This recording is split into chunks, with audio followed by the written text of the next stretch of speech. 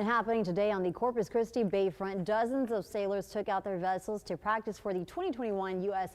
Fin National Championship. The race, which is coming back to Corpus Christi for the first time in 25 years, kicks off tomorrow and lasts through the weekend. Organizers say the regatta is hosted in partnership with the Corpus Christi Yacht Club and features adult competitors from all over the country competing in 8 races throughout the weekend. The public is invited to watch along the bayfront. We also have those details for you online.